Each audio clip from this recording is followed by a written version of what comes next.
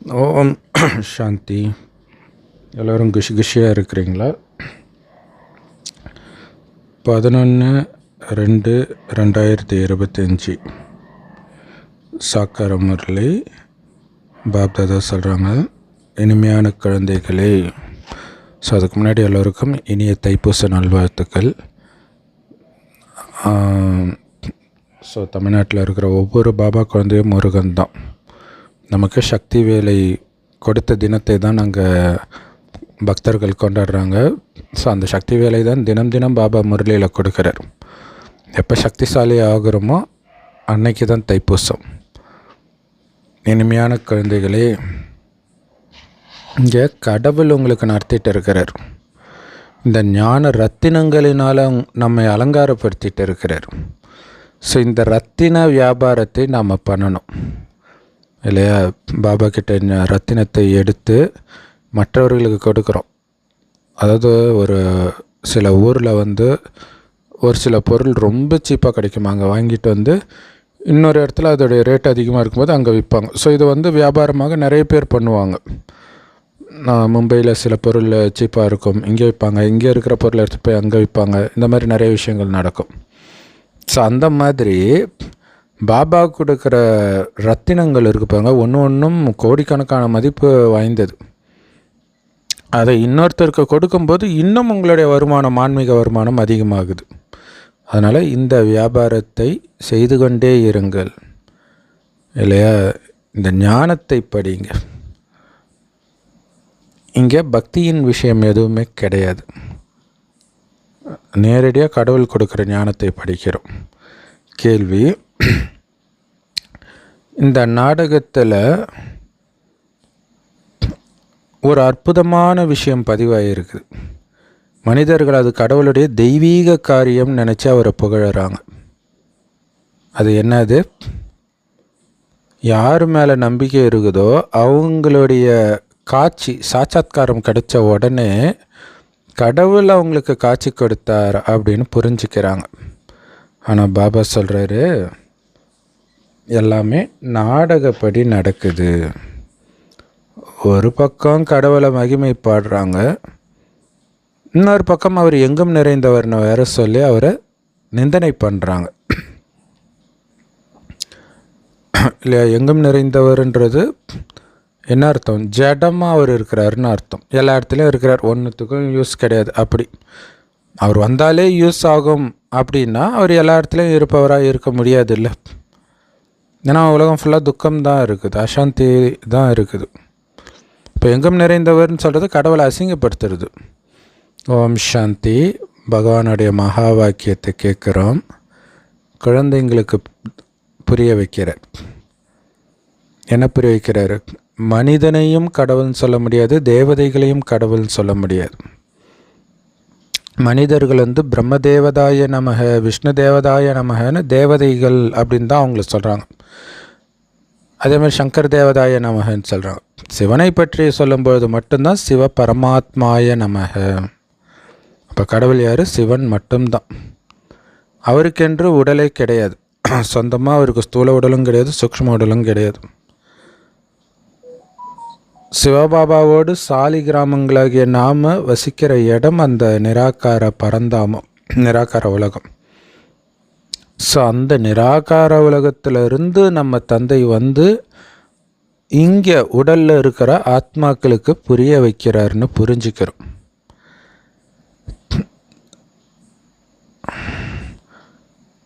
வேற எந்த குழுவையும் சத் சங்கம்னு நாம் சொல்ல முடியாது. அவங்க பேர் வச்சுக்கலாம் சத் சங்கம்ட்டு இல்லையா? சத்தியமானவருடைய சங்கம் தொடர்பு இங்கே மட்டும்தான் நடக்குது. பாபா சொல்கிறாரு, வெளியில் இருக்கிறது சத் சங்கம் இல்லை, பொய் சங்கம், மாயா சங்கம், மாயையோட தொடர்பு. அது அங்கே யாருமே கடவுள் தான் நமக்கு நடத்துகிறாரு அப்படின்னு புரிஞ்சுக்கிறது கிடையாது. கீதையை கேட்டால் கூட ஸ்ரீ கிருஷ்ண பகவான் பேசிகிட்டு இருக்கிறாருன்னு புரிஞ்சுக்கிறாங்க. நாளுக்கு நாள் கீதையை படிக்கிற பழக்கமோ குறைஞ்சிக்கிட்டே இருக்குது. அவர்களுடைய தர்மமே அவர்களுக்கு தெரியல. எல்லோரும் ஸ்ரீ கிருஷ்ணரை நேசிக்கிறாங்க, ஊஞ்சலில் வச்சு தாளாட்டுறாங்க கிருஷ்ணரை. ஆனால் நமக்கு தெரியும் ஊஞ்சலில் வச்சு யாரை நாம் தாளாட்டணும் அப்படின்ட்டு. குழந்தையைத்தானே தாளாட்டுவாங்க, அப்பாவியை வச்சு தாளாட்டுவாங்க. இப்போ கிருஷ்ணரை ஊஞ்சலில் வச்சு தாளாட்டுறாங்கனாலே என்ன அர்த்தம்? அவர் குழந்தை. கிருஷ்ணரையும் இயேசுவையும் குழந்தை இயேசுன்னுவாங்க. அப்போ அப்பா 2 பேரும் கிடையாது, சிவபாபா தான். சிவபாபாவை எப்போயாச்சும் ஊஞ்சலில் வச்சு தாளாட்டி இருக்கிறீங்களா?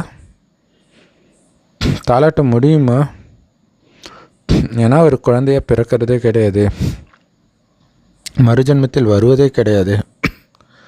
அவர் எப்போவுமே ஜோதி ஸ்வரூபமாகத்தான் இருக்கிறார். எப்படி அவர் நீங்கள் ஊஞ்சல் வச்சு தாளாட்ட முடியும்? நிறைய பேருக்கு கிருஷ்ணருடைய காட்சி கிடைக்கிது. அவருடைய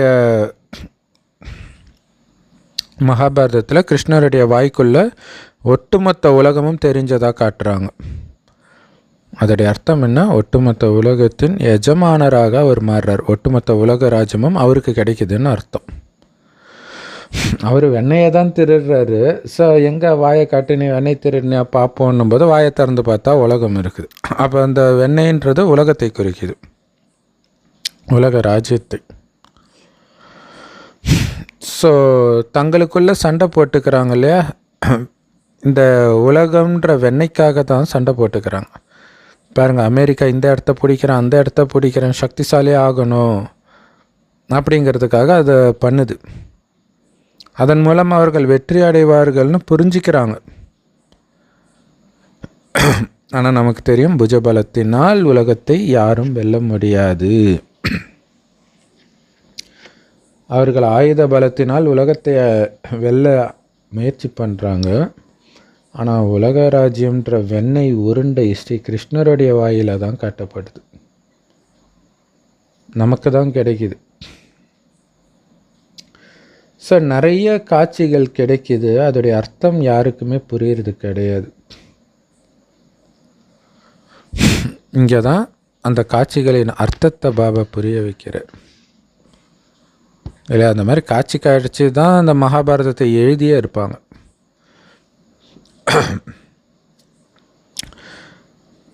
ஸோ கடவுள் தான் அவர்களுக்கு காட்சி கொடுத்ததாக மனிதர்கள் புரிஞ்சுக்கிறாங்க. பாபா சொல்கிறாரு, அவங்க யாரை நினைக்கிறாங்களோ, ஒருவேளை ஸ்ரீ கிருஷ்ணரை தீவிரமாக பக்தி செய்கிறாங்க அப்படின்னா அவர்களுடைய ஆசைகள் தற்காலிகமாக காட்சி கிடைப்பதன் மூலமாக நிறைவேற்றப்படுகிறது.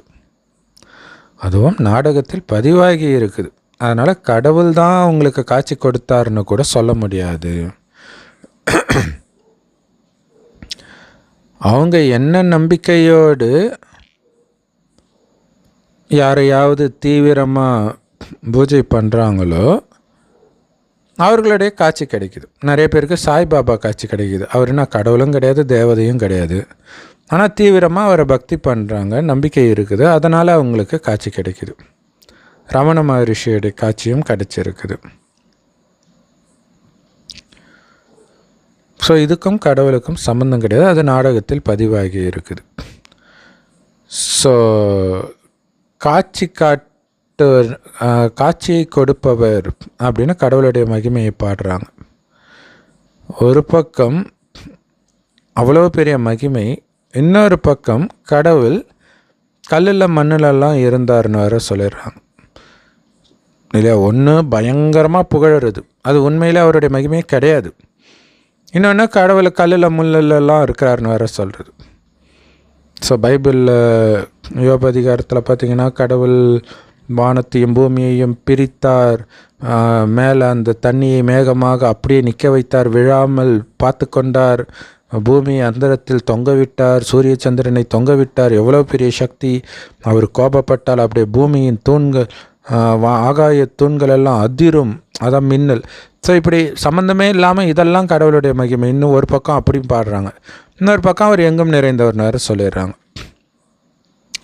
ஸோ அவ்வளவு குருட்டு நம்பிக்கையோட பக்தி பண்ணுறாங்க. அவங்க நினைக்கிறாங்க, அப்பாடா எனக்கு ஸ்ரீகிருஷ்ணருடைய காட்சி கிடச்சிச்சு, நான் கண்டிப்பாக கிருஷ்ணபுரிக்கு போயிடுவேன்னு புரிஞ்சுக்கிறாங்க. ஆனால் எங்கேருந்து வரும் கிருஷ்ணபுரி? இதே பூமி தானே கிருஷ்ணபுரியாக மாறணும். இப்போ தான் கிருஷ்ணபுரியாவாக இருக்குது, எப்படி கிருஷ்ணபுரிக்கு போவாங்க, சொர்க்கத்துக்கு போவாங்க? ஸோ இந்த ரகசியத்தை எல்லாம் குழந்தைங்களுக்கு பாபா புரிய வைக்கிறார். இப்போ தான் கிருஷ்ணபுரியை பாபா ஸ்தாபனை பண்ணுறார். மற்றபடி இப்போ இருக்கிறது கம்சபுரி. ஸோ கம்சன்ற கிருஷ்ணர் கொன்னார் இல்லையா, அவருடைய தாய் மாமன் அவர். ஸோ அந்த மாதிரி அசுரர்கள் தான் இங்கே இருக்கிறாங்க. கம்சன், அகாசுர், பகாசுரன், கும்பகர்ணன், ராவணன், இது எல்லாம் இங்கே இருக்கக்கூடிய விகாரங்களுக்கு ஒரு அரக்கர்கள், ஒரு மனித ரூபத்தில் அரக்கர்கள் அப்படின்னு பேரை கொடுத்துருக்குறாங்க. ஸோ வேதங்களில் என்னென்ன எழுதி வச்சிருக்கிறாங்க? 2 விதமான குருக்களை பற்றி நீங்கள் புரிய வைக்கணும். ஒன்று பக்தி மார்க்கத்தின் குரு, அவர் பக்தியை மட்டும்தான் போதிக்க முடியும். ஆனால் இந்த தந்தையோ ஞான கடலாக இருக்கிறார். ஸோ இவர் சத்தியத்தை மட்டுமே போதிக்கிறார். அதனால் இவரைத்தான் சத்குருன்னு சொல்கிறோம். அவர் ஒருபொழுதும் பக்தியை போதிக்கிறது கிடையாது, இந்த ஞானத்தைத்தான் போதிக்கிறார். மனிதர்கள் பக்தி செய்து ரொம்ப சந்தோஷமாயிடுறாங்க இல்லையா? பாபா ஞான கடல். ஸோ ஞானத்தை கடல் அளவு வச்சுக்கிட்டு அவர் எதுக்கு பொய்யை போதிக்கணும், எதுக்கு பக்தியை போதிக்கணும்? அதனால் அவர் ஞானத்தைத்தான் போதிக்கிறார். ஆனால் மனிதர்கள் அந்த ஞானத்தை எடுக்காமல் பக்தி செய்கிறதுலே திருப்தி அடைஞ்சிடுறாங்க. என்ன பண்ணுறது? ஸோ தம்புரா வாசிக்கிறாங்க, நிறைய இசைக்கருவிகள்லாம் இஸ்கான் குரூப்காரங்க வாசிச்சுக்கிட்டு பஜனை பாடிக்கிட்டு இருப்பாங்க. ஸோ தேவதைகளுக்கு எத்தனை கோயில்களை பனாரஸில், காசியில் கட்டியிருக்கிறாங்கன்னு நீங்கள் போய் பார்க்கலாம். பாபா சொல்கிறாரு, அது உண்மையிலே சொல்லணுன்னா வியாபாரம் செய்யக்கூடிய கடை தான். அங்கங்கே வியாபாரம் ஆகுது ஒவ்வொரு கோயில்லையும். அது பக்தி மார்க்கத்தின் வியாபாரம். ஆனால் குழந்தைகளுடைய வியாபாரம் இந்த ஞான ரத்தினங்களை பிறருக்கு கொடுப்பது. இதுவும் வியாபாரம்தான் இல்லையா? இங்கே ஃப்ரீயாக இந்த ஞானத்தை கொடுத்தாலும் இதோடைய பலன் உங்களுக்கு சொர்க்கத்தில் கிடைக்கிது, அளவற்று கிடைக்கிது, 1க்கு கோடி மடங்கு கிடைக்கிது. ஸோ அதனால் பாபாவை ரத்தின வியாபாரினும் சொல்லலாம். ஸோ என்ன ரத்தினங்கள்? இந்த ஞானம்னு நம்ம புரிஞ்சுக்கிறோம். இந்த ஞானம்தான் இந்த ரத்தினங்கள்.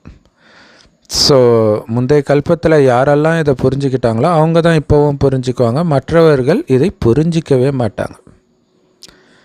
எல்லா முக்கிய மனிதர்களும் கடைசியில் புரிஞ்சுக்குவாங்க. ஏன்னா அவர்களும் மதம் மாதிரி போயிருக்கிறாங்க. மனிதர்கள் ஜனக மகாராஜாவை பற்றிய கதை சொல்கிறாங்க. அவர் அணுஜனக்காக மாறினார், அதாவது ஒரு வினாடியில் ஜீவன் முக்தி அடைந்தார் அப்படின்னு சொல்கிறாங்க.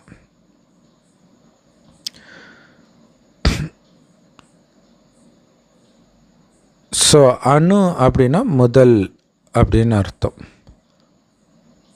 இப்போ யாருடைய பேராவது ஸ்ரீகிருஷ்ணர் அப்படின்னா நீங்கள் என்ன சொல்லுவீங்க அப்படின்னா, நீங்கள்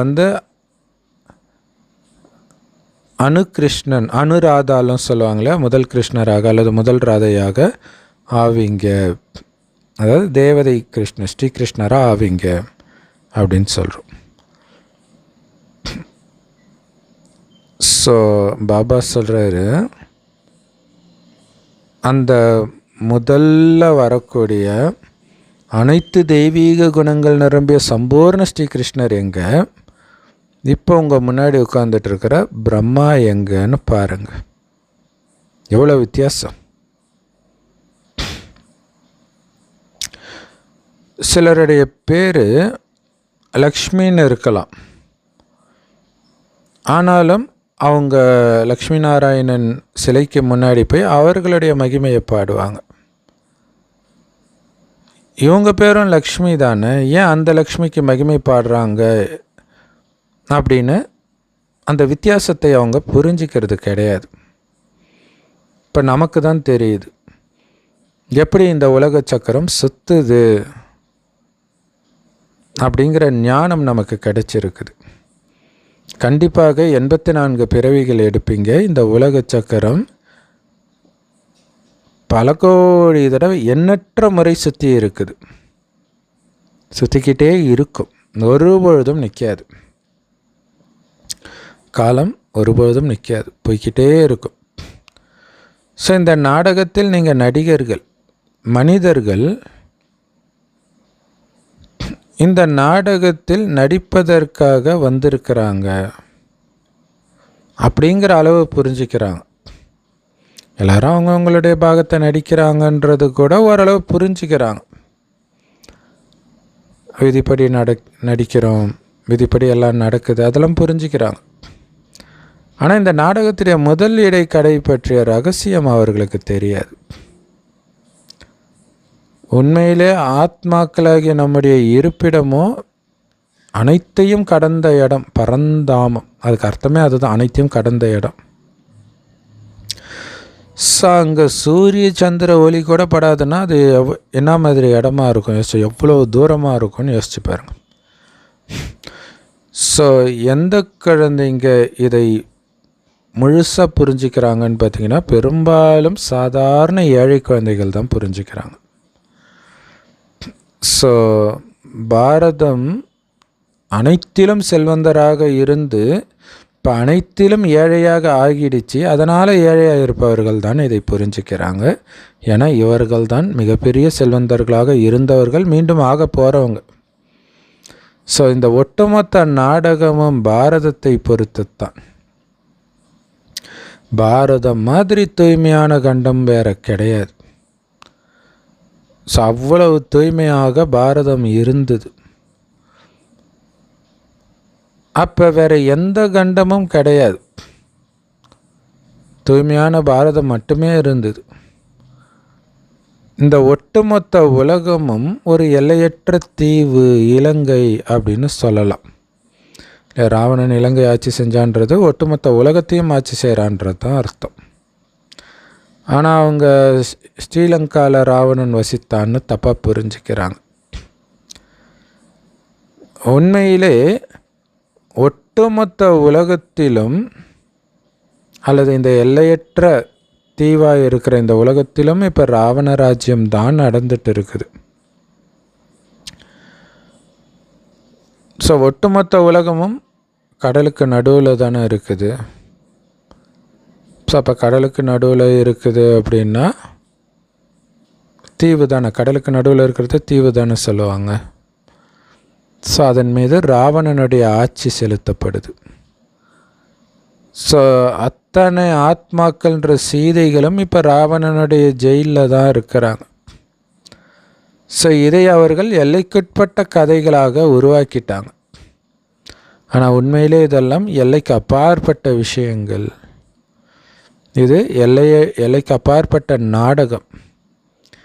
இந்த நாடகத்தில் அவங்க சின்ன சின்ன நாடகத்தை வேற உருவாக்குறாங்க. 5-6 வருட நாடகத்துக்குள்ளே வந்து இவங்க தனியாக 3 மணி நேரம் 1 மணி நேரம் நாடகத்தை உருவாக்குறாங்க. ஸோ இப்போ படங்களும் உருவாக்குறாங்க. அதனால் பாபாவுக்கு ரொம்ப ஈஸி புரிய வைக்கிறது. நடந்ததே நடக்கும்னா நாடகத்தை வச்சு சொல்ல முடியாது. ஒருத்தருக்கு உடம்பு சரியில்லை இறந்துட்டாருன்னா வேறு யாரோ அந்த பாத்திரத்தை நடிப்பாங்க. படம் அப்படி கிடையாது. ஒரு தடவை எடுத்துட்டாங்கன்னா அந்த படத்தை நீங்கள் எத்தனை தடவை பார்த்தாலும் யார் எந்த கேரக்டர் பண்ணாங்களோ அதே தான் பண்ணுவாங்க. ஸோ ஒரு விதத்தில் அதுவுமே நமக்கு புரிய வைக்கிறதுக்கு ஈஸியாக இருக்குது. இந்த ஒட்டுமொத்த எல்லையற்ற நாடகமும் குழந்தைங்களுடைய புத்தியில் இருக்குது. அதேமாரி 3 உலகமும் உங்களை தவிர யாருடைய புத்தியிலும் இருக்க முடியாது. நிராகார உலகம், சூக்ஷ்ம லோகம், இந்த ஸ்தூல உலகம். இந்த ஸ்தூல உலகமும் ஆரம்பத்தில் சொர்க்கமாக இருக்குது, இப்போ நரகமாக இருக்குது. மற்றபடி ஆத்மாவுடைய வசிப்பிடம் அந்த நிராகார உலகம்தான் அப்படின்னு நம்ம புரிஞ்சுக்கிட்டோம். தேவதைகளுடைய உலகம் சூக்ஷ்ம லோகம் இல்லையா? சூக்ஷ்ம தேவதைகள் ஃபரிஸ்தாக்களுடைய உலகம்.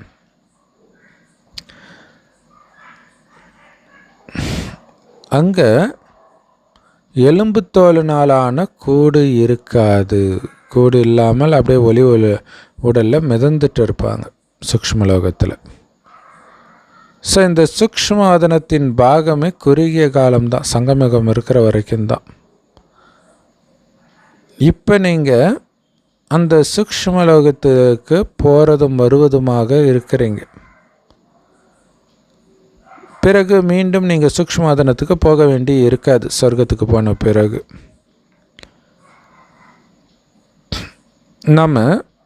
நம்முடைய வீடாகிய பரந்தாமத்திலிருந்து கீழே பூமிக்கு வரும்பொழுது சூக்ஷ்மாதனத்தின் வழியாக வரமாட்டீங்க, டைரெக்டாக வருவீங்க. ஆனால் போகும்போது சூக்ஷ்மாதனத்தின் வழியாக தான் நம்ம போவோம்.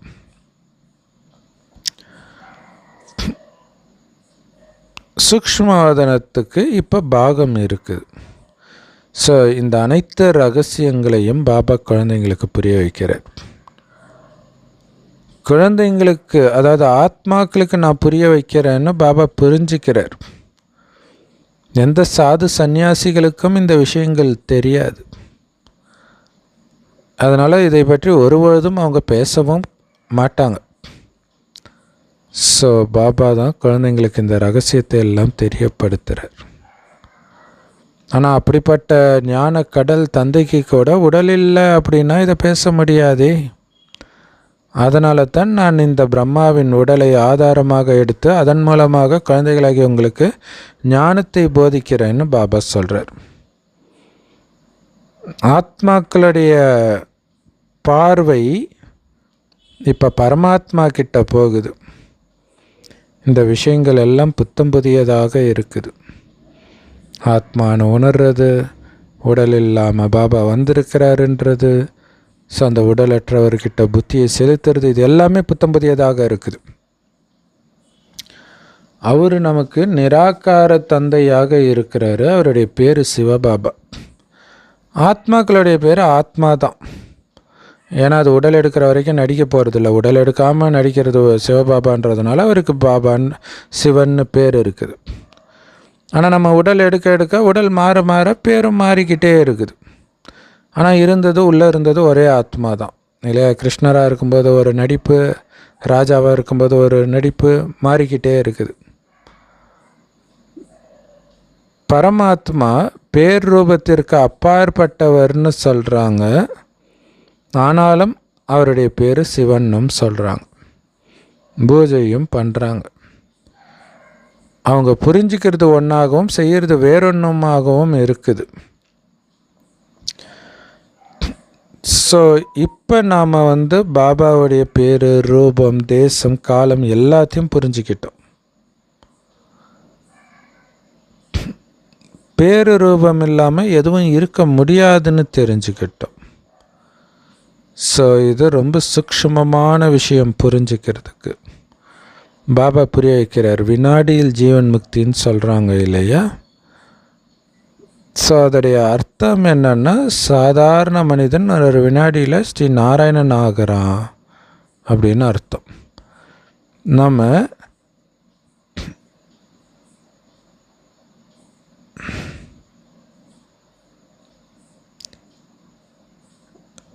அந்த சொர்க்கத்தின் தந்தையுடைய குழந்தைகளாக மாறினாலும் கூட நம்ம சொர்க்கத்தின் எஜமானர்களாக நம்ம புரிஞ்சுக்கிறோம். ஆனால் அவங்க இதை கூட புரிஞ்சுக்கிறது கிடையாது. பாபா சொல்கிறாரு, குழந்தைகளே, உங்களுடைய லட்சியம் சாதாரண மனிதனிலிருந்து ஸ்ரீ நாராயணன் ஆகிறது.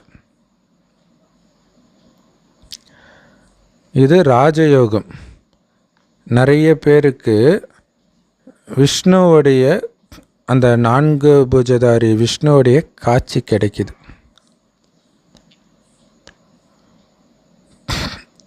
ஸோ இதன் மூலமாக அவர்கள் விஷ்ணுபுரியின் எஜமானர்களாகிறாங்க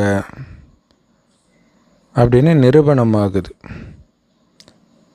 சொர்க்கத்தில் கூட லக்ஷ்மி நாராயணனுடைய சிம்மாசனத்திற்கு பின்பு இந்த விஷ்ணுவோடைய சிம்பல் இருக்குமோ, 4 கைகள் கொண்ட விஷ்ணுவோடைய சிம்பல். அதாவது அவர்களுடைய ராஜ்யம் விஷ்ணுபுரியில் நடக்குது. லக்ஷ்மி நாராயணன் விஷ்ணுபுரியின் எஜமானர்களாக இருக்கிறாங்க. ஸோ அதுதான் கிருஷ்ணபுரியும் கூட. மற்றபடி இப்போ நாம் வாழ்ந்துட்டுருக்கிறது கம்சபுரி. ஸோ நாடகத்தின்படி இது போகிற பெயர்கள் கொடுக்கப்பட்டு இருக்குது. பாபா புரிய வைக்கிறாரு, என்னுடைய ரூபமோ அதிசூக்ஷ்மமானது, கண்ணுக்கே தெரியாத நுட்பமான ஒளிப்புல், யாருக்கும் அவருடைய ரூபத்தை பற்றி தெரியாது. ஆத்மா ஒரு நட்சத்திரம் மாதிரி இருக்குது அப்படின்னு சொல்கிறாங்க. ஆனால் பெருசாக லிங்கத்தை உருவாக்கிடுறாங்க. அப்படி இல்லைன்னா எப்படி அவங்க பூஜை பண்ண முடியும்? ருத்ர யாகத்தை வளர்க்கும் பொழுது கட்டை விரல் ஷேப்பில் சாலி கிராமத்தையும் பிடிக்கிறாங்க ஆத்மாவுடைய நினைவாக. இன்னொரு பக்கம் ஆத்மா ஒரு அதிசய நட்சத்திரம்னு சொல்கிறாங்க. ஆத்மாவை பார்க்கறதுக்கு எவ்வளவு முடியுமோ அவ்வளவு முயற்சி பண்ணுறாங்க. ஆனாலும் யாருமே ஆத்மாவை பார்க்கவே முடியாது. ஸோ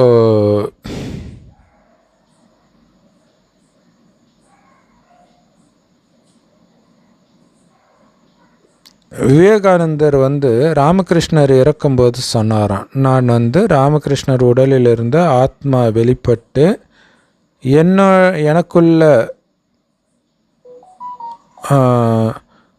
எனக்குள்ள போயிடுச்சு அவருடைய ஆத்மா அப்படின்னு சொல்கிறாங்க.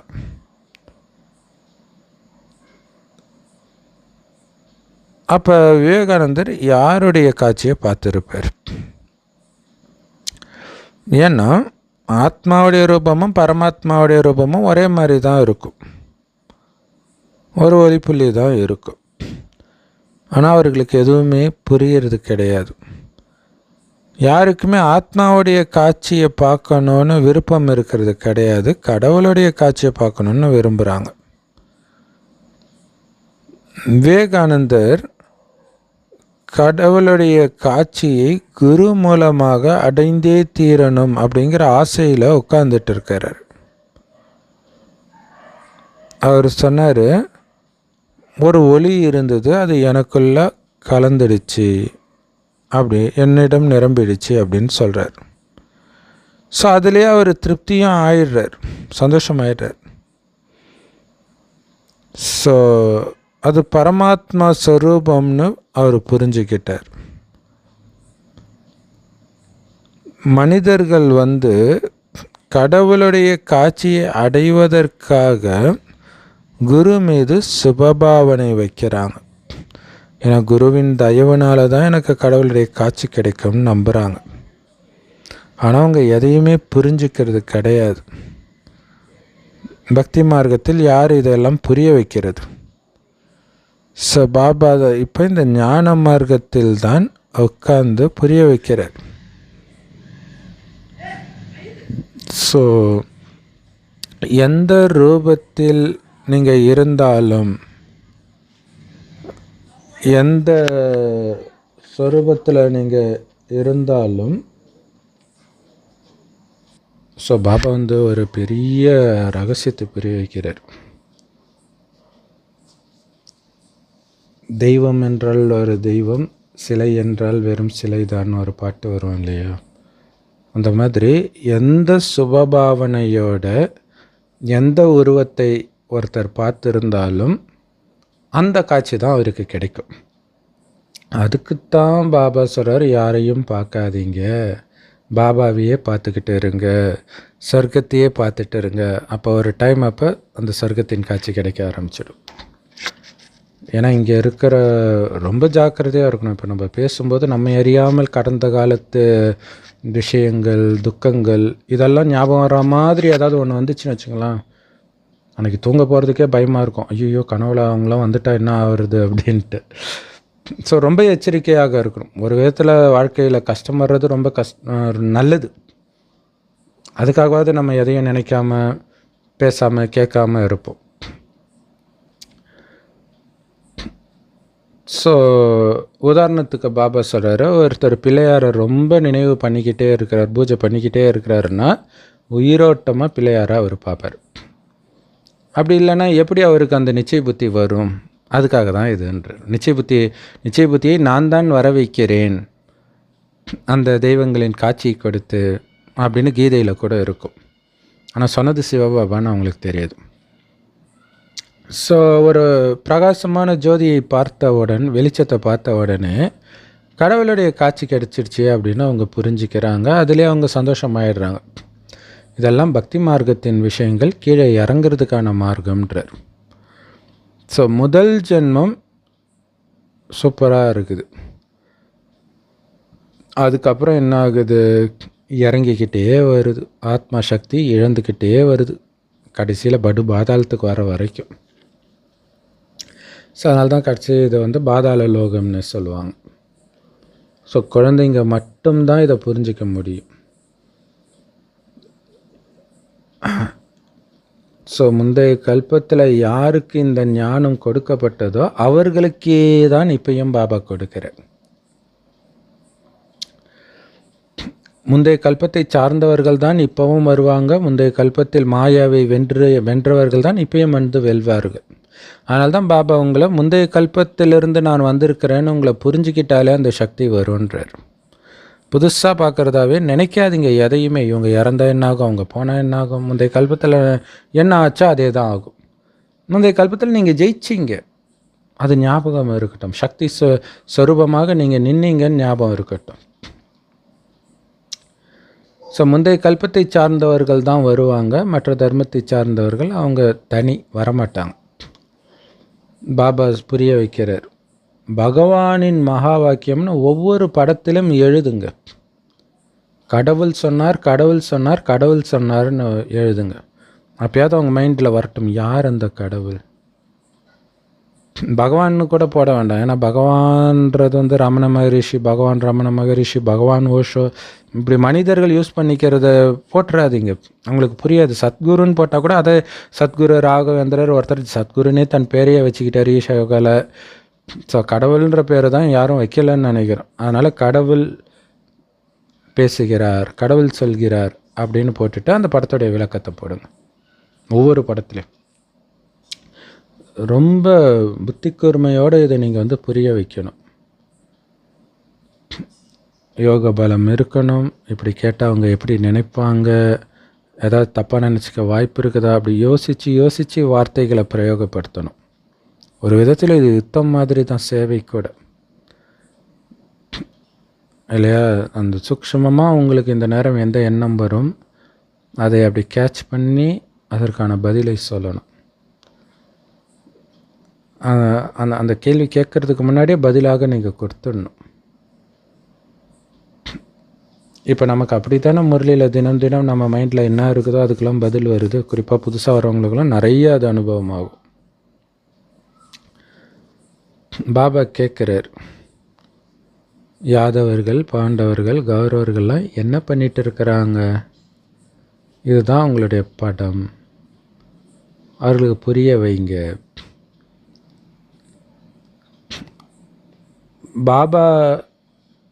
பாபாவை தெரியுமா, அப்பாவை தெரியுமான்னு சொல்லுங்க. அவரை தெரியலை அப்படின்னா உங்களுக்கு அவர் மேலே அன்பு இல்லைன்னு அர்த்தம். அப்படின்னா என்ன அர்த்தம்? உங்களுடைய புத்தியை அன்பற்ற புத்தியாக மாறிடுச்சு, விபரீத புத்தியாக மாறிடுச்சுன்னு அர்த்தம். ஸோ பாபா மேலே அன்பு இல்லாதவர்கள் அழிக்கப்படுவார்கள். அதான் விநாசகால விபரீத புத்தி. அன்பான புத்தி தான் வெற்றி அடையும். சத்தியம்தான் ஜெயிக்கும். சத்தியமேவ ஜெயத்தே சொல்கிறாங்க இல்லையா, அதுக்கு என்ன அர்த்தம்? வாய்மையே வெல்லும். ஸோ அதோடைய அர்த்தம் கரெக்டாக இருக்குது. பாபாவுடைய நினைவு இல்லைன்னா உங்களால் வெற்றி அடைய முடியாது. ஸோ அதனால் அவர்கள்கிட்ட சொல்லுங்க, கீதையை பேசியது சிவபகவான்னு நிரூபியுங்க, நிரூபித்து சொல்லுங்க. அவரு தான் பிரம்மா மூலமாக ராஜயோகத்தை கற்றுக் கொடுத்தாரு, பக்தியில் அது வெளிப்படுதுன்னு சொல்லுங்கள். ஸோ அப்போ நம்ம சொல்லலாம், பாருங்கள், காட்சி இருக்குது, எல்லாமே இப்போ நடக்கிறது அங்கே வெளிப்படுது. ஸோ அப்போ இந்த கீதையை யார் சொல்லியிருப்பா அப்படின்னு எடுத்துகிட்டு வரணும். இல்லாட்டினா என்னப்பா அங்கே தான் கிருஷ்ணர் போட்டிருக்குது, நீ இன்னமும் கிருஷ்ணர் சொல்லலைன்னு சொல்லிட்டு இருக்கிற. அப்போ சொல்லாங்க, இல்லைங்க, இப்போ நடக்கிறதுடைய நிழல் பிரதிபலிப்பு தான் பக்தியில் கொண்டாடப்படுது பல ரூபத்தில், ஆனால் அதோடைய உண்மை இங்கே நடக்குது அப்படின்னு சொல்லி புரிய வைக்கணும். ஸோ ராஜயோகத்தை பிரம்மா மூலமாக சிவபாபா தான் நடத்தினார். ஆனால் இங்கே இந்தியாவிலேயே அது ஸ்ரீ கிருஷ்ணருடைய கீதைன்னு சொல்கிறாங்க. அதன் மீது சத்தியம் கூட வாங்குகிறாங்க கோர்ட்டில். இந்த கீதையின் மீது சத்தியமாக, மற்ற நாடுகளில் பைபிள் மீது சத்தியமாகன்ட்டு வரும். ஸோ இங்கே கிருஷ்ணர் இருப்பாரா கடவுள் இருப்பாரா அப்படின்னு கேளுங்க. சூப்பரில், கிருஷ்ணரின் கீதையின் மீது சத்தியமாகன்னா கடவுள் முன்னாடி சத்தியம்னு அர்த்தம். இங்கே கடவுள் வர முடியுமா, கிருஷ்ணர் வர முடியுமா? கிருஷ்ணர் வந்தால் தெரியுமே. அதே மாதிரி அந்த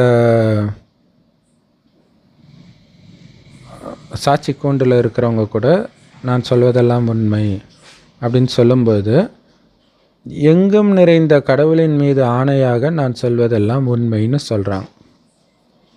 அப்போ கடவுள் எங்கும் நிறைந்தவர்னு அவங்க சொல்கிறாங்களே, இதுவே ஒரு குழப்பம் தானே. அப்போ அந்த சத்தியமே பொய்யான சத்தியம் ஆயிடுது. அப்போ உண்மையிலே அவங்க கடவுள் மேலேயே சத்தியம் பண்ணலை, ஏன்னா கடவுள் எங்கும் நிறைந்தவரும் கிடையாது. ஸோ இந்த சேவை செய்யக்கூடிய குழந்தைகளுக்கு மறைமுகமான அந்த போதை இருந்துக்கிட்டே இருக்கணும். அந்த போதையோடு புரிய வைக்கும்போது தான் வெற்றி கிடைக்கும். உங்களுடைய படிப்பே மறைமுகமான படிப்பு. இதில் கிடைக்கிற அந்த போதையும் மறைமுகமாக இருக்கும். யார் நமக்கு இதை சொல்லிக் கொடுக்குறாரு, அவரும் மறைமுகமாக தான் இருக்கிறார். நாம் புது உலகத்துக்கு போய் இந்த லக்ஷ்மி நாராயணனாக மாறிடுவோம் அப்படின்னு நம்ம புரிஞ்சுக்கிறோம். ஸோ அந்த புது உலகம் மகாபாரத யுத்தத்திற்கு பிறகு ஸ்தாபனை செய்யப்படுது. ஸோ குழந்தைங்களுக்கு இப்போ இந்த ஞானம் கிடைக்கிது. இருந்தாலும் வரிசைக்கிரமமாகத்தான் அதை குழந்தைங்க தாரணை பண்ணுறாங்க. யோகமும் வரிசைக்கிரமமாகத்தான் இருக்குது. ஸோ நீங்கள் ஒவ்வொருத்தரும் உங்களை நீங்களே செக் பண்ணிக்கோங்க, நான் எந்த அளவிற்கு நினைவில் இருக்கிறேன். பாபா சொல்கிறாரு, நீங்கள் இப்போ பண்ணுற முயற்சியின் பலன் 21 ஜென்மத்திற்கு நீடிக்கும். இப்போ நீங்கள் ஃபெயில் ஆகுறீங்க அப்படின்னா கல்பமாக நீங்கள் ஃபெயில் ஆகிட்டே இருப்பீங்க.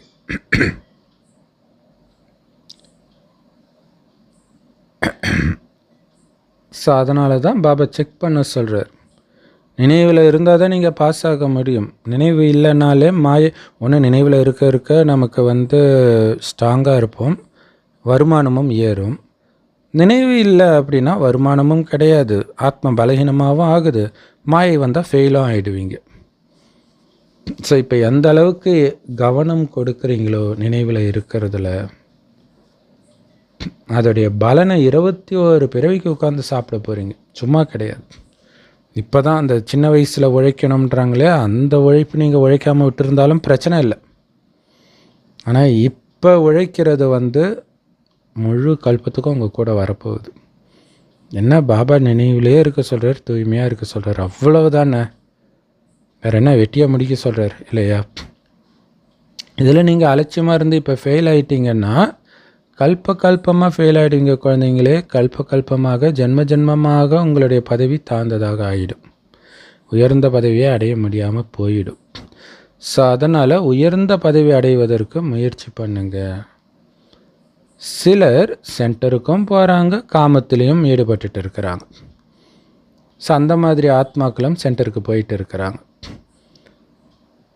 ஸோ எப்படியும் கடவுள் எல்லாத்தையும் பார்த்துட்டு தானே இருக்கிறாரு, எல்லாம் அவருக்கு தெரியும்னு நினச்சிக்கிறாங்க. பாபா சொல்கிறாரு, நீங்கள் காமத்தில் ஈடுபடுறதெல்லாம் பாபாவுக்கு என்ன தலையத்தை உட்காந்து பார்த்துட்டு இருக்கிறதுக்கு? நீங்கள் பொய் சொல்லிவிட்டு காம விகாரத்தில் ஈடுபட்டு இருக்கிறீங்கன்னா உங்களுக்கு தான் நீங்களே நஷ்டத்தை ஏற்படுத்திக்கிறீங்க. நீங்கள் உங்கள் முகத்தை கருப்பாக்கிக்கிறீங்க அப்படின்னா நீங்கள் உயர்ந்த பதவி அடைய முடியாது. ஸோ இதே குரானில் இருக்கும், நான் சொல்வதை நிராகரிக்கிறதுனால அல்லாவுக்கு ஒன்றும் நஷ்டம் கிடையாது அப்படின்னு இருக்கும். ஸோ உங்களுக்கு நீங்களே நஷ்டத்தை ஏற்படுத்திக்கிறீங்க, அவ்வளவுதான். ஸோ பொய் சொல்கிறதுனால உங்களுக்கு தான் நஷ்டம். உங்களுடைய முகத்தை நீங்கள் கருப்பாக்கிட்டீங்கன்னா உயர்ந்த பதவியை அடைய முடியாதுன்னு நீங்களே புரிஞ்சுக்கிறீங்க.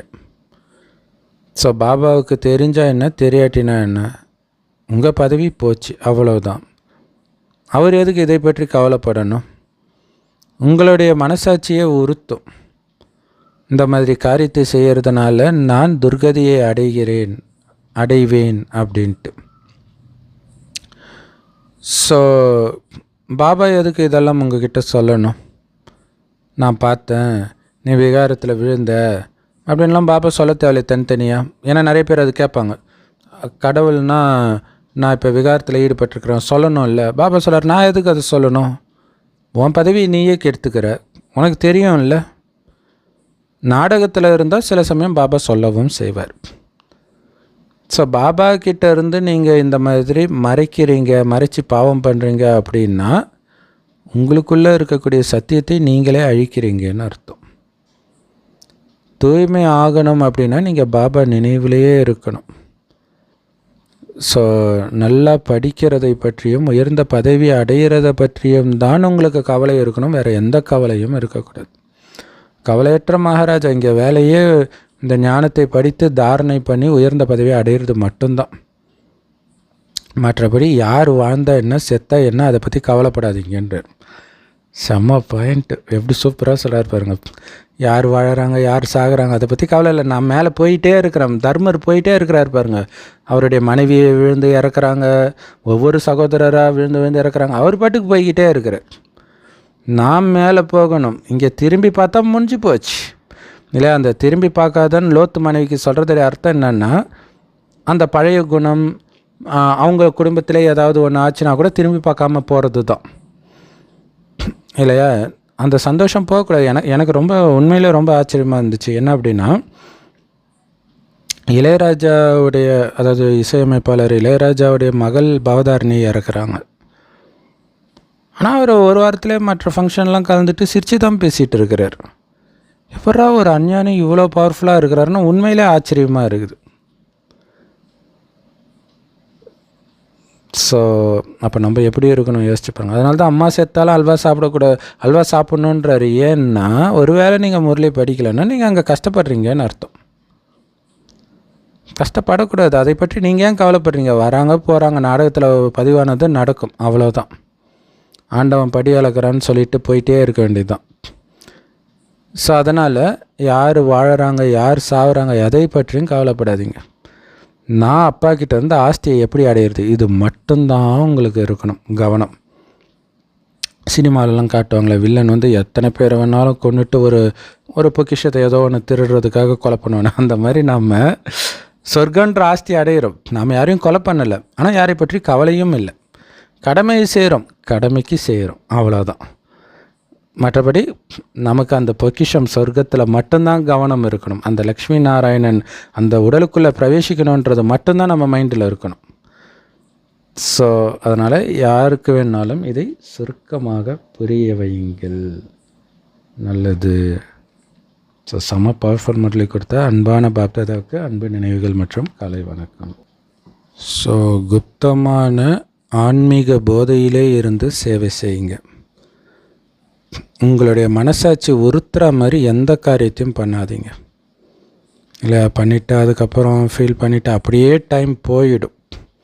இன்னொன்று, மனசாட்சி உறுத்துற மாதிரி காரியம், குறிப்பாக காமம் இதை சார்ந்த விஷயத்தில் உங்கள் நேரம் போகிறதே தெரியாது. இதை மெயினாக போதைப் பொருளெல்லாம் எதுக்கு எதிர்க்கிறாங்கன்னா அதுதான் உங்கள் வாழ்க்கையை அதாவது அதனால் உயிர் போகிறது அது வேறு விஷயம். உயிர் வாழும்போதே உங்களுடைய வாழ்க்கையை வீணடிச்சிட்டு இருப்பீங்க. வேறு எந்த காரியமும் உங்களால் பண்ண முடியாத அளவுக்கு உங்களுடைய புத்தி மனம் எல்லாத்தையும் கட்டி போட்டு வச்சுருக்கும். ஸோ அதனால் இங்கே பாபா அதில் இருந்தெல்லாம் உங்களை விடுதலையாக்கத்தான் வந்திருக்கிறேன். அதனால் செக் பண்ணுங்கள், பாபா நினைவிலேயே எவ்வளோ நேரம் இருக்கிறேன். ஏன்னா பாபா நினைவில் இருக்கிற நேரம் மட்டும்தான் நீங்கள் சுதந்திரமாக இருக்கிறீங்க. இல்லாட்டினா ஏதோ ஒன்றுத்தில் உங்களுடைய புத்தி நீங்கள் செய்கிற காரியத்திலையோ இல்லை வேறு எதுலேயோ புத்தி மாட்டிக்கிட்டு இருக்குதுன்னு புரிஞ்சுக்கலாம். ஸோ எப்போவுமே நல்லா படித்து உயர்ந்த பதவி அடையிறதுல மட்டுமே உங்களுடைய கவனம் இருக்கணும். ஸோ விகார காரியங்களில் ஈடுபட்டு பொய் சொல்லி உங்களுக்கு நீங்களே நஷ்டத்தை ஏற்படுத்திக்காதீங்க. வரதானம். மன்மனாபவ மகாமந்திரத்தின் மூலமாக அனைத்து துக்கத்திலிருந்து விடுபட்டு சந்தோஷத்தின் சொரூபமாக சதா இருங்கள். அதற்கு விளக்கம், எந்த விதமான துக்கம் வந்தாலும் எல்லா துக்கத்தையும் துரத்துற ஒரு மகா மந்திரம் நம்ம கையில் இருக்குது இல்லையா, அதை பயன்படுத்துங்க. அது என்ன மகா மந்திரம்? அப்படியே பாபா நினைவில் எல்லாத்தையும் மறந்துடுங்க. அது பாட்டுக்கு என்ன வேணாலும் ஆகட்டும், நீங்கள் பாட்டுக்கு பாபா சிவனேன்னு இருங்க, அவ்வளோதான், முடிஞ்சு போச்சு. கொஞ்சம் கூட துக்கம் உங்களுக்கு அனுபவமாக அனுமதிக்காதீங்க. கனவுல கூட துக்கம் அனுபவமாக அனுமதிக்காதீங்க. அதுக்காக தான் நைட்டு கண்டிப்பாக முரளி படிச்சுட்டு அந்த முரளியின் போதையிலே தூங்கணுன்றது. அது ரொம்ப முக்கியம். காலையில் முரளி படிக்கிறது எந்த அளவுக்கு முக்கியமோ அதே அளவுக்கு நைட்டுக்கு முரளி படிக்கிறதும் ரொம்ப முக்கியம். ஏன்னா காலையில் நீங்கள் எதை பார்த்தீங்களோ உங்களுக்கு தெரியாது, அதோடைய தொடர்பு எங்கேயோ போய் கனவுல எதையாவது எடுத்தாந்து விட்டுரும். ஸோ ரொம்ப கவனமாக இருக்கணும். கனவுல கூட துக்கம் அனுபவமாகக்கூடாது. உங்களுடைய உடல் நோய் வாய்ப்படுதா, காசு பற்றாக்குறை வருதா, என்ன வேணாலும் ஆகட்டும், ஆனால் துக்கத்தின் அலை மட்டும் உங்களுக்குள்ளே நுழையவே விடாதீங்க. அதான் டெஸ்ட் பேப்பர்னு புரிஞ்சுக்கணும் இல்லையா. நம்ம ஜென்ரலாக என்ன பண்ணுவோம், அந்த காசு இல்லை பத்தலை அப்படின்னா வீட்டில் கணவனை திட்டுறது, பொண்டாட்டி திட்டுறது, இதெல்லாம் நடக்கும். அது டெஸ்ட் பேப்பர்னு உணர்றதுக்கே நமக்கு ரொம்ப நேரம் ஆகிடும். ஸோ அப்படியே கம்முன்னு இருக்கணும். ஓகே, ட்ராமா, ஏன்னா திட்டுறதுனால இன்னும் வீட்டில் சண்டை தான் வெடிக்கும். அப்போ சாட்சியாக பார்க்கணும். ஏன்னா அதனால் எனக்கு இங்கே துக்கம் வந்துடக்கூடாது, அதில் கவனம் இருக்கணும். ஸோ துக்கத்தின் அலையே உங்களுக்குள்ளே நுழைய அனுமதிக்காதீங்க. அலைகள் வந்து கடலுக்குள்ளே போகும். ஆனால் யாருக்கு அந்த அலையிலையும் நீச்சல் அடிக்க தெரியுதோ அவர்களுக்கு அது ஆனந்தத்தை தான் அனுபவம் செய்ய வைக்கும். நீச்சல் அடிக்க தெரியாதவங்களுக்கு தான் அது துக்கத்தை கொடுக்கும். அவங்க என்ன பண்ணுவாங்க, அது இருக்கு இல்லையா, சர்ஃபிங் அப்படின்ட்டு ஒரு கேமே இருக்குது. ஸோ அந்த அலை பெருசாக வரும்போது ஒரு எகிறு குதிப்பாங்க, அப்படியே அது ஒரு டெக்னிக்காக எகிருவாங்க. அப்போ அந்த அலை அவங்களை கீழே அழுத்தாது, அதுக்கு மேலே போயிடுவாங்க. ஸோ அது ஒரு விளையாட்டு மாதிரி அவங்களுக்கு அனுபவமாகும். அப்படி இருக்கும்போது கடலுடைய குழந்தை கடலின் அலையை கண்டு பயப்படலாமா? நீங்கள் கடலின் குழந்தைகள், சுகஸ்வரூபமானவர்கள். அதனால் துக்கத்தின் அலையை கூட வர அனுமதிக்காதீங்கன்றார். எகிரி குச்சிடுங்க. அலை வரும்போது பரந்தாமம் இருக்குது, சூக்ஷ்மவதனம் இருக்குது, அங்கே போயிடுங்க, அவ்வளோதான், கீழே வராதிங்க. ஒரு பாட்டு ஒன்று இருக்கும் சினிமா தமிழ், என்ன தான் நடக்கட்டுமே, அந்த மாதிரி நீங்கள் பாட்டுக்கு மேலே இருங்க. நீங்கள் மேலே இருந்தாலே எல்லாமே கரெக்டாக நடக்குன்றார். கீழே வந்தால் தான் நம்ம மாட்டிக்குவோம். ஸ்லோகன். பாபாவே பாருங்களேன், நான் சொல்கிறேன், நீ கேட்கலன்னா நீ தான் அனுபவிக்க போகிற, எனக்கு என்ன. இதே மாதிரி லௌகிக அப்பா அம்மாவே சொல்லுவாங்க, டேய் நான் படிக்க வைக்கிறேன், படித்தா நீ நல்லா இருக்க போகிற, இல்லாட்டினா நான் என்ன பண்ண முடியும், என்னால் முடிஞ்சதை நான் பண்ணிட்டேன்ட்டு அப்படியே அமைதியாக இருப்பாங்க. அஞ்ஞானிகளே அவ்வளோ பக்குவமாக இருப்பாங்க. ஸோ ஒரு சில குழந்தைங்க ரொம்ப வாழ்த்தனம் பண்ணுவாங்க. ஒரு பிரம்மகுமாரி மாதாஜிக்கே அந்த மாதிரி ஒரு குழந்தை ரொம்ப வாழ்த்தனம், எப்படி மாதாஜி உன்னை சமாளிக்கிறீங்க அப்படின்னும்போது, ஆனால் அவங்களுக்கு ரொம்ப பொறுமை மாதாஜி, எப்படி தான் அமைதியாக இருக்கிறீங்களோ அப்படின்னு. அதுக்கு அவங்க சொன்னாங்க, இல்லை பிரதர், நானும் இந்த மாதிரிலாம் ஆரம்பத்தில் கத்தி இருக்கிறேன், அதுக்கப்புறம் நம்மளால் எதுவுமே பண்ண முடியாதுன்னு தெரிஞ்சு போச்சு, அதனால் நான் அமைதியாக இருந்துட்டேன் அப்படின்னாங்க. செம சூப்பரில். அவங்க அப்போ தான் ஞானம் எடுக்கிற புதுசு, அதுக்கு முன்னாடியே அந்த பக்குவ நிலைக்கு வந்துட்டாங்க. கத்துறதுனால நமக்கு தான் தேவை, அவங்களுக்கு தைராய்டு அந்த மாதிரிலாம் பிரச்சனை கூட இருந்துச்சு. ஸோ கத்துறதுனால எனக்கு இன்னும் எனக்கு தான் பிரச்சனையாகுது, அதனால் அமைதியாக இருக்கிறேன் அப்படின்றேன். ஸோ ஸ்லோகன் செம பவர்ஃபுல்லான வரதானம் இது. இப்போதைக்கு சினிமா பாட்டில் கூட வந்துச்சுல, என்ன நடந்தாலும் நான் சந்தோஷமாக தான் இருப்பேன்ட்டு ஏதோ சமீபத்திய பாட்டு கூட இருக்குது, என்ன வேணால் நடக்கட்டும் நான் சந்தோஷமாக இருப்பேன் அப்படின்ட்டு. ஸ்லோகன் உறுதியான எண்ணம், திடத்தன்மை. உங்களுடைய ஒவ்வொரு எண்ணத்திலும் திடத்தன்மைன்ற விசேஷம் மட்டும் இருந்தால், அதாவது அந்த எண்ணத்தை நான் செயல்படுத்தியே தீருவேன், தூய்மையாக இருப்பேன்றது, அமைதியாக இருப்பேன்றது, ஆனந்தமாக இருப்பேன்றது, இந்த மாதிரி எண்ணத்தில் நான் உறுதியாக இருப்பேன். அது அப்படியே மாயின் கவர்ச்சி வரும்போது அப்படியே அது ஆட்டம் காணக்கூடாது. அப்படிப்பட்ட உறுதித்தன்மையை ஒவ்வொரு எண்ணத்திலும் நீங்கள் வச்சிங்கன்னா தானாகவே பாபா பிரத்யட்சமாகிடுவார்ன்ற இல்லையா. நமக்கு தெரியும் எப்படி இருக்கணும்னு தெரியும், ஆனால் அந்த நேரத்தில் அப்படி இருக்கிறோமான்றது தான் பெரிய கேள்விக்குறியாக இருக்குது. எப்படி இருக்கணும்னு நினைக்கிறீங்களோ அப்படியே இருக்கணும், என்ன ஆனாலும் மனம் மாறாமல் இருக்கணும், அப்போ பாபா வெளிப்படுவார் ஈஸியான்றார். ஸோ இன்னும் அவ்விக்த பயிற்சி, ஏகாந்த பிரியராகி ஒற்றுமை மற்றும் ஒருமுகத்தன்மை தாரணை பண்ணுங்கள். சுய முன்னேற்றம் மற்றும் சேவையில் முன்னேற்றம், இந்த ரெண்டுத்துலேயுமே ஒருத்தர் ஒரு விஷயத்தை சொல்கிறாரு, இன்னொருத்தர் ஹாஞ்சின்னு அதை ஏற்றுக்கிறார். அப்படி இருந்தால் தான் அது முன்னேற முடியும், ஒற்றுமையும் இருக்கும். ஸோ இப்படி ஒற்றுமையும் உறுதித்தன்மையும் அதிகரிச்சுக்கிட்டே இருங்க. எப்படி இந்த தாதிமார்களுடைய குழு ஒற்றுமையாக இருக்குது, உறுதித்தன்மையோடு இருக்குது, அதனால் பழைய சேவாதாரி ரத்தினங்களின் குழு கூட அதே மாதிரி உறுதியாக இருக்கணும். அதற்கான அவசியம் இப்பொழுது இருக்கிறது அப்படின்னு சொல்கிறார். ஒருத்தவங்க சொன்னாங்கன்னா அதை செய்வதற்கு தயாராக இருக்கணும், அது ரொம்ப முக்கியமான விஷயம். ஏன்னா இங்கே எந்த அளவுக்கு நீங்கள் பணிஞ்சு போகிறீங்களோ அந்த அளவுக்கு அங்கே ராஜாவாக முடியும். இங்கே நம்ம அதிகாரம் பண்ணிட்டு இருந்தோம்னா அங்கே நம்ம வேலைக்காரனாக ஆகிடும். ஸோ இதில் கவனம் கொடுக்கணும். ஸோ செம்ம பவர்ஃபுல் முறையில் நிறைய நல்ல நல்ல பாயிண்ட்ஸ் வந்துருக்குது, அடிக்கடி பாருங்கள். ஓம் சாந்தி. Love you Bap Dada. Thank you Bap Dada. குஷியாக இருங்க, குளிர்ச்சியாக இருங்க. ஸோ நம்ம அவ்விக்த முரளி சேனலில் கூட பார்த்திங்கன்னா ஒரு பெரிய முரளி 9 மணி நேரம் எடுத்த அந்த முரளியை 1 மணி நேரம் சாரமாக இப்போ போட்டிருக்கிறோம்.